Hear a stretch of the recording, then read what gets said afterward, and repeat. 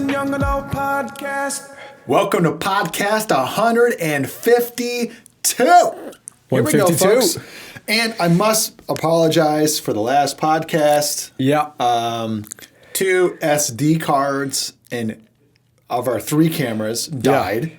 And so we thought we were getting a good recording, and then we came to look back and we realized we had about 3 minutes of recording from 2 cameras, and then 1 camera shot got the whole thing, and it's not really the best camera angle. Yeah. So, but the audio was perfect. The audio was great. We claim the best audio out there in the industry. That's right. Which is a stupid claim. It's so good. It's all-star level audio. Mm-hmm. All-star level. Yeah. And I must address something. Pastor Aaron. What's up? In 1 week, I think, the NFL draft Yeah. starts in 1 week. Yep. I'm so excited. Let's do this. Let's do it. Well, What- I'm just saying let's do this, like, let's go. Yeah. What do you want the Lions to draft? Well, and it's funny, I have an opinion on that, and it's not really the most popular opinion, but there's actually an offensive lineman I want them to draft in the first round. Okay. I think his name is like Tyler Booker. Okay. I think. I could look it up to be 100% certain, but Yeah. it's not really that big of a deal. Anyway, Alabama offensive linemen. I just want them to shore up their offensive line, and then just that would really go a long way to really dominate. Yeah, for sure. And I know everybody screaming for like some sort of defensive lineman, Yeah. but you can get a really good one in the second round too. Yeah. I would say there's not where they are in the draft. There's not going to be anybody Dominant. top tier No. Yeah. that they couldn't get in the second round. Everybody's mock drafting. Most people are mock drafting a man named James Pierce from, I think, Tennessee. I could be wrong about that. And I'm not a fan. He's a little undersized, and I don't think he's going to be. I don't think he's first round level. Yeah. I don't think he's first round grade. That's fair. I think if you really want to get a first round edge, you've got to be picking in the top 15. Yeah. So yeah. why pick an edge? It's Right. not a first round grade. I want them to get this offensive lineman from Alabama. We're talking about dominant offensive line. If they got another great offensive lineman, I think pretty much do whatever the heck they wanted on offense. That's what I'm saying. And a good offense makes up for an okay defense. Yeah. Just play keep away for Right. 60 minutes. Yeah. I just love dominant offensive line. Like, we're talking to being able to completely control Yeah. Absolutely. the game. Yeah. Just play keep away. Yeah. And they've been able to do that over the years. Yeah. And Oh, I yeah. want them to continue doing that. Yep. So There we go. there we go. I've I'll be so excited if they draft this offensive lineman from Alabama. yeah. I'll be honest. I haven't been. I know the draft is coming up, but I haven't been paying too much attention to the draft right now because of another sports team, the one I'm repping right now, the Detroit Tigers. Let's give it up for the Detroit Tigers. The Detroit Tigers have been on a tear. That game last night, we're obviously reminding everybody we record this on a Tuesday. Yeah. So the game was Monday night. They played the Milwaukee Brewers. Oh, yeah. Right from the first inning. They just were smashing the ball. They were smashing it. Scooble just mowed them down. 9 strikeouts. 9 strikeouts, 7 innings. It was awesome. Torque bombs. Oh, it was Dylan Dingler. Dylan Dingler, man. Dylan Dingler Come on. dinging it. Oh, it's been good. Yeah. I think right now they are the number 1 team in the American League. Yes. I don't know. I know we're on top of our division. Well, we got 10 wins. I think the Angels might have 11. Well, they're national though, right? I don't know. So I think the only team that we were like tied with the Yankees, Okay. but I think we're above the Yankees now. Wow. I'm not sure. I can't remember off the top of my head. But If we are, that's pretty awesome. yeah, well, I know this for a fact because for some reason, I love looking at the points differential. Mm-hmm. I think that really shows if you're a good team. And in the American League, we have the highest point differential difference, like in our favor, That's good. than any other team in the American League. I love a good stat. You know So- why? It's just, you can't argue it. You can't argue it. You can't argue it. Yeah, I love think it. we have the Yankees beat by 1 run in our favor. So Yankees. Yankees can go kick a rock. Yankees with their torpedo bats, and Detroit still got them beat. And you know what? It turned out that my theory was correct with the torpedo bats. I never spoke this theory on the podcast, so nobody knows what I'm talking about when I say this. But I had said I believe the torpedo bats had less to do with the bat and more to do with the pitching from that team that they were facing. Yeah. Because that team that they were facing is the Milwaukee Brewers, who we scored 9 runs on last night. Yeah, exactly. Right. And I just think they're a bad pitching team because of all the injuries they have right now. Yeah. They have they got like 3 starters that are on injured. I think it's called IL. Yeah, the IL. In the baseball world. Not to be confused with IR in the football world. So, yeah, and I think that's affecting things right now. And so what I'm saying is the torpedo bat is what it is, but it had more to do with Milwaukee pitching. Yeah. So... Yeah, I agree. I do like the torpedo bat. I mean, give me an edge all day, right? Yeah. I said that it had more to do with the fact that the Yankees can now grow beards. And that's a thing. You're right. That's new this year. Yeah, brand new. They got a little bit of their manliness back, that they're allowed to have a little scruff on their face. And nice. That was my theory. Nice. There's zero proof to that at all. But we should just go full on banana ball. Just full on banana ball. And if you don't know what banana ball is, just Google it. Yeah. And then watch in amazement. Because that baseball league is wild. It's wild. And they're selling out MLB and NFL stadiums now. That's crazy. Yeah. I can't believe they're doing that. That's ridiculous. I don't have any interest in the banana ball, but it's wild what the banana ball is. Yeah. I am so excited about our podcast topic today. Yeah, let's get into it, because I'm actually really excited for this, because this is crazy. I was literally just listening to, I think it was something on the radio, and people were talking about exactly what we're going to talk about, but they were talking about it negatively. And we're going to kind of debunk a little bit of that negative talk that I was hearing on the radio literally just this week. Yeah, we're going to talk about Easter. Praise God. And I think we'll title the podcast, Easter Isn't Pagan. Yeah. I like it. Let's prove it.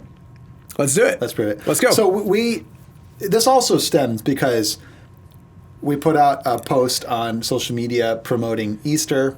We're talking the most simplest, basic post in the world. Yeah. It is a square image that says Easter Sunday. Yeah. And then like the caption is like, you're invited to Cornerstone Church for Easter. Yeah. Yeah.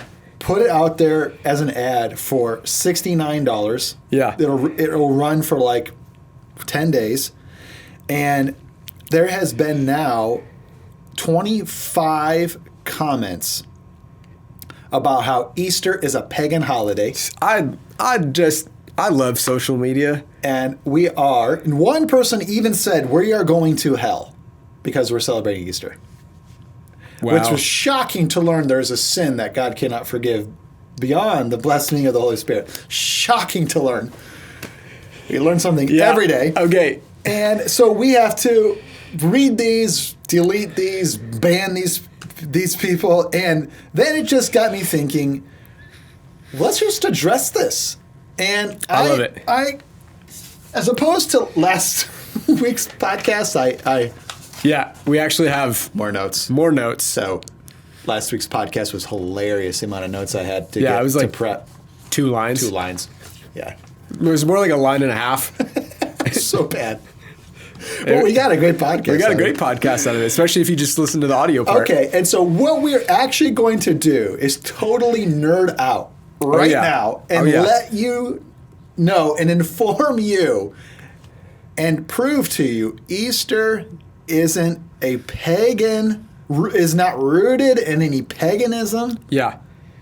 Or any sort of fertility goddess. Yeah, yeah. All right. I love it. So I also think what we should do really quickly is I think we got to cite our source a little bit here. I got 2 sources to cite personally. Okay. All right. So you sent me a video this morning, and we're like, you got to watch this video. Mm-hmm. And it was like a 10-minute video from Wes Huff. The man is coming back again. And he was debunking the idea that Easter is pagan, and it was awesome. And so a lot of the stuff is going to we're going to dive into what he was his video was literally, it was like 10 minutes. It was so fast. So fast. we're going to kind of unpack this a little bit today. And my other source is Theos U.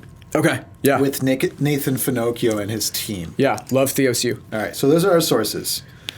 So the question is, or not the question, the statement is said without any doubt, Yeah. right? Easter comes from pagan fertility cults. Yeah. And the actual answer to that statement is no. No. Just no. I will read the facts here, and then feel free to fill in. Okay. All right. I like it. And color it a little bit. Yeah. Let's do it. All right. I'll just start with at the top here. So, what about Easter, the name? Yeah. The Easter name. Right off the bat. It doesn't have anything to do with pagan deities. There is, though, a Syrian goddess that goes by the name of, or went by the name of, Ishtar. So it kind of sounds like Easter. Yeah. Okay. And the Syrian goddess Ishtar is the most commonly related pagan god connected to the name Easter. We see this on social media all the time. Yeah. But the problem is that these claims, they lack credibility and substance. Oh, yeah. And the word Easter is only used in Germanic and English languages. Yeah. And that's actually less than half the Christian population. Yeah. Right. So the rest of the world that claims to be Christian, we're talking Asia and the South Americas, and a lot of other countries that languages are not originated from German and English. Yeah. They do not even use the word Easter. Right. And that's more than half the Christian population. They actually use a different word called Pascha. Yeah. Right. And this is a Latin origin word. Right. And that's actually the most commonly used word for this timeline and time we find ourselves in is Pascha. Yeah. Do you have anything you want to add to that? Yeah. So I think this is really funny because we use, especially, we speak English in America. Newsflash. And English does come from German. It's got that's where it's rooted in. Its roots there. So Easter does sound like the word. Is it Ishtar? Yeah. Ishtar, right? Ishtar. Ishtar. Sounds pretty close. Sounds close. But a lot of words kind of sound familiar or close. Like, do you remember the example Wes Huff gave? Yeah. Do you remember that? Yeah, he said they have about as much in common as Steven Seagal, the actor, and a seagull on the beach. That's the connection. They sound similar. They sound similar, but that's it. There's zero actual evidence connecting those two words at all. Yeah. They're so far apart. Yeah. They are very far apart. Now, there are other claim, though. Yeah. There's others. Yeah. Are we going to get into the month? Are we going to get into that in a second? Is that coming up? I'm going to get into every bit of it. All right, let's go. I'm really excited about that part. Me too. The other claim, though, other than Ishtar, right? Yeah. There's others, so we're going to address these two. We're going to get into all of it. Is that the name Easter comes from the Anglo-Saxon Germanic springtime goddess. Yeah. That was a mouthful, and her name was Ostara. Yeah. Oh, yeah. All right? Now, the only problem with this, and it's a big problem here. This is really easy to shoot holes in. They're all easy to shoot holes in, Pastor Aaron. They have no historical credibility to them. Yeah. All right? So we kind of shined light on Ishtar. Yeah. And their only connection is this sounds like Easter. Yeah. That's it. That's it. Which is a terrible source to pull all of your knowledge from. Yeah. Okay, now there's this other one. I'll repeat it again. It's a claim that Easter comes from Anglo-Saxon Germanic springtime goddess Ostara.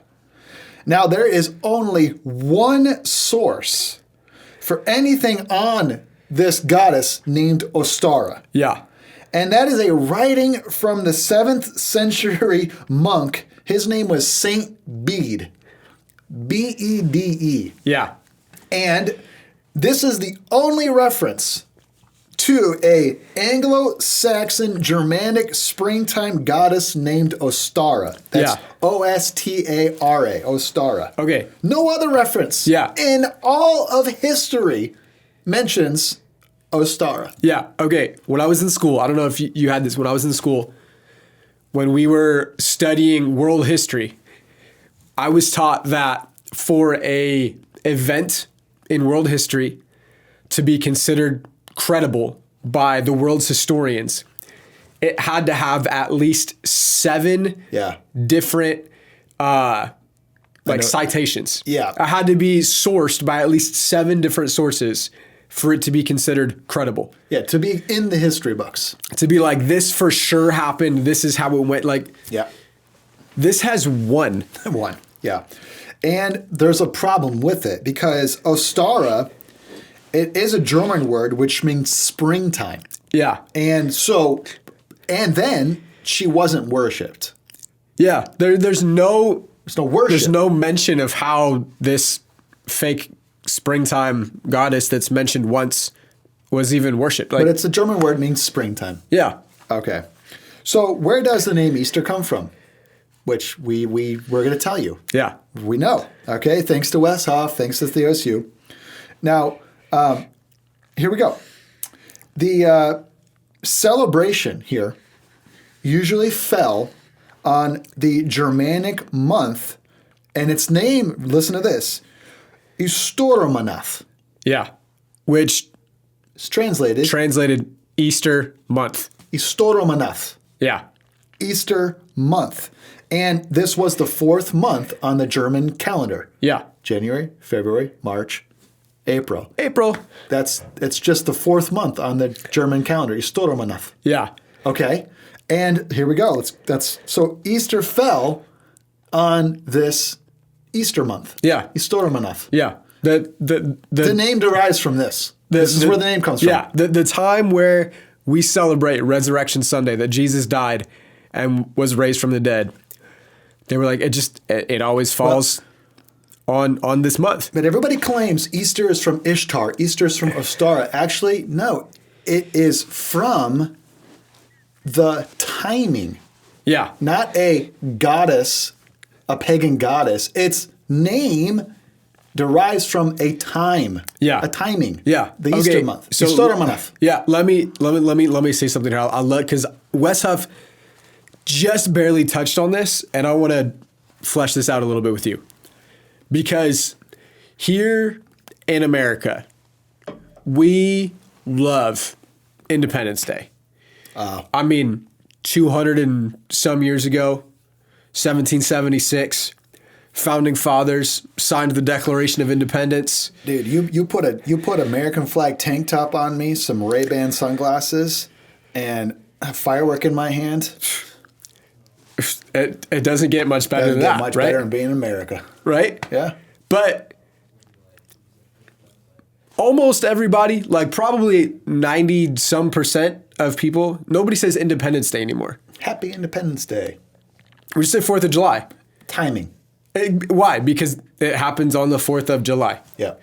But July sounds like Julie, which was my pagan aunt that worshipped the devil. Right. That's how absurd this that's argument is. That's what they're trying to connect. That's what they're doing. And it lacks credibility. So much credibility. So, okay, we've gave you some information on the historical evidence of the name Easter. Yeah. Okay.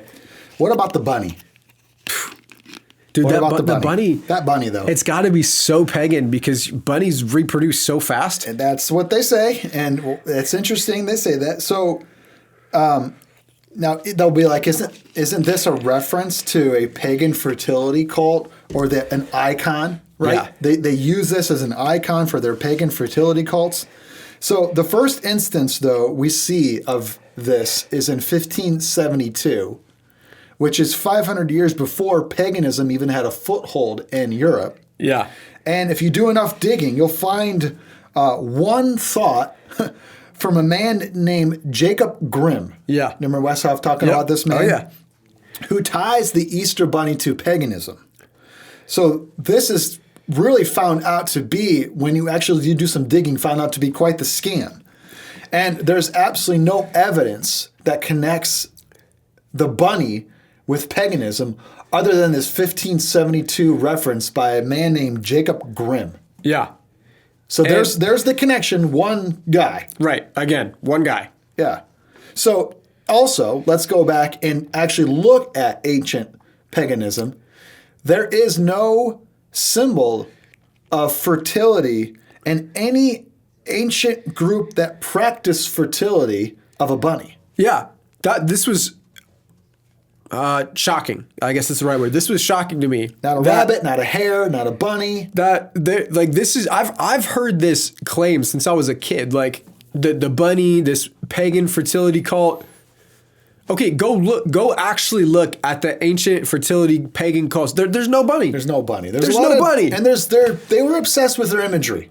Yeah. They carved it into the stones. I'd say if there would have been a bunny, we would know about it. There's no bunny. Yeah, they have you can't produce that bunny, can they? You can't produce the picture of that bunny. But why do we do a bunny then? Well, it's because bunnies actually are a springtime animal. Yeah. They travel in packs, and because they do produce a lot, there's a ton of them everywhere. Yeah, especially in the springtime. And so they're connected with spring and Easter simply because they're a springtime animal. Yeah. So there's that. There you go. And then this does get odd, Preston. And why the egg? Yeah. I mean, seriously, why the egg? I am confused on the egg. Personally, I've always been confused, probably since I was like 5 or 6. what sick freak is sitting at home thinking to himself, I need an egg. I want this bunny to lay an egg. Yeah. Bunnies don't lay eggs. It's messed up, man. Yeah, I agree. And it feels a little twisted and a little gross. And it feels a little cultish. Yeah. So I could see why, this is a cultish. This has roots in the paganism cult, right? It's rooted right there. Okay, so why eggs? All right, so here's the best explanation. I'll read it to you. You add what you want, Pastor All right, Aaron. let's go. Eggs are tied to pagan cult rituals, but only the fact that they are a very common food. Yeah. You'd have to connect, if you want to be historically accurate and prudent, you would also be forced to connect other common foods, such as meat. Yeah. Because we all know meat is highly connected with pagan cults. So you'd have to connect meat to everything as well, because it was also commonly used along with eggs. The earliest reference that we have of eggs comes at the end of the 13th century when Edward Longshanks decorated eggs with golden leaves to be handed out to his friends and family. But other than that, there is no connection that has eggs and paganism tied together. But there is a connection with this Edward Longshanks who decorated eggs to give out to his family and friends during the springtime holiday. Yeah.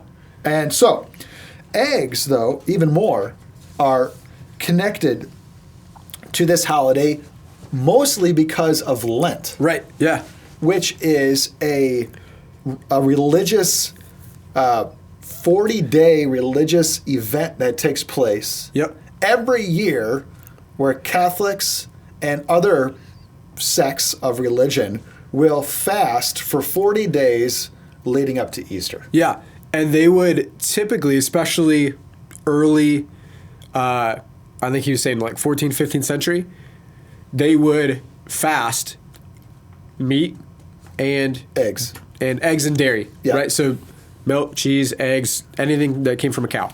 Yeah. So, but this is early on. We're talking what century? I think it was like 14th, 15th century. So there's no refrigeration. There's no preservation. So what do you do? I mean, the chickens are still laying eggs. Yeah, you can stop slaughtering cows, but the chickens just lay eggs. So in order to to preserve the eggs, they would often hard boil them, But they couldn't eat them but they wouldn't eat them. for 40 days So they would just have mass surpluses of eggs. at Easter. And then at Easter time, there would be tons of eggs because, now you can eat eggs. Yes.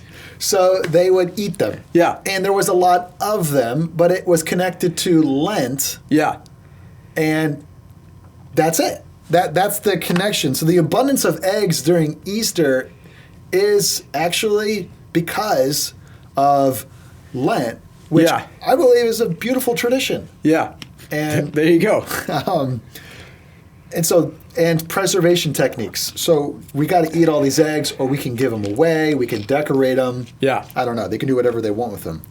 But bunny and eggs are far more mundane and more innocent than we even thought. Yeah.